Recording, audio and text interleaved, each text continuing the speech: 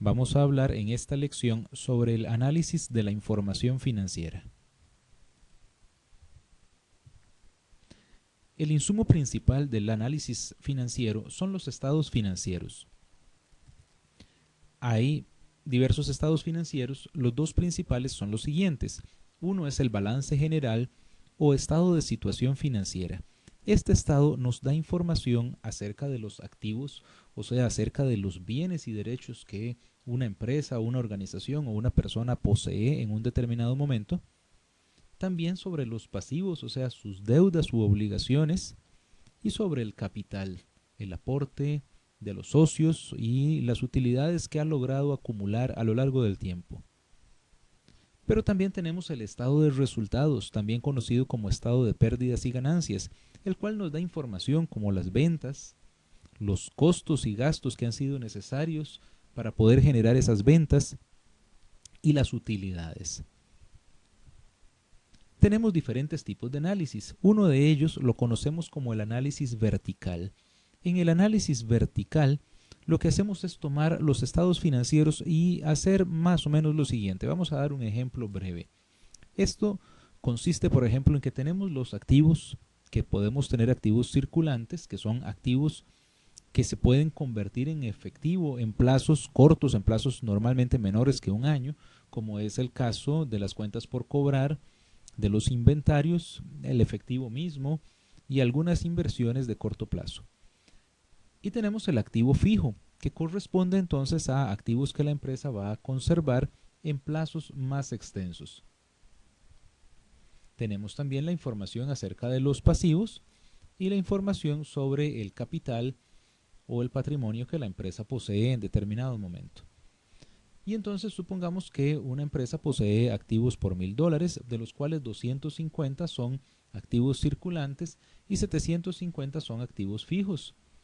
Por ahora consideremos solamente esta información de los activos y entonces el análisis vertical consiste en establecer porcentualmente la composición, en este caso del activo. Por ejemplo, del 100% del activo, observamos que 25% es activo circulante y 75% es activo fijo. Este análisis nos permite entonces poder observar cuáles cuentas tienen un mayor peso relativo, poder saber en determinado momento, por ejemplo, qué tanto es la liquidez que la empresa posee, qué tan capitalizada o endeudada está la empresa en un determinado momento. Por otro lado, por ejemplo, tenemos el análisis horizontal. El análisis horizontal, por ejemplo, tomando estas mismas cuentas del activo circulante, el activo fijo, tenemos que verla entonces a lo largo del tiempo. En este caso, supongamos que tenemos información para 2 años. Tenemos los activos para un primer año y tenemos el valor del activo total, del activo circulante y del activo fijo para un segundo periodo. Entonces vamos a observar cuánto ha sido su crecimiento en términos relativos o en términos porcentuales. Por ejemplo, observamos que los activos han tenido un incremento de un 20%. Que el activo circulante se ha incrementado un 60% y el activo fijo se ha incrementado solamente un 6.7%. Esto es algo que la empresa debe analizar, porque sus activos circulantes se han incrementado en una proporción tan elevada, mientras que sus activos fijos han crecido en una proporción mucho menor. Por otro lado, tenemos las razones financieras. En el análisis de las razones financieras, entonces, vamos a establecer, a comparar ciertos valores con respecto a otros. Por ejemplo, tenemos el rendimiento sobre el activo, en el cual vamos a comparar estas utilidades, que en este caso son 50, con respecto al activo total, que es de 1,000. Esto nos va a decir cómo logra esta empresa convertir sus activos en utilidades. En este caso, esto nos da un 5%. Nos da una idea de qué tanta rentabilidad obtiene la empresa con respecto a sus activos totales, qué tan productiva, qué tan eficaz es esta empresa para utilizar sus activos y generar utilidades con ellos.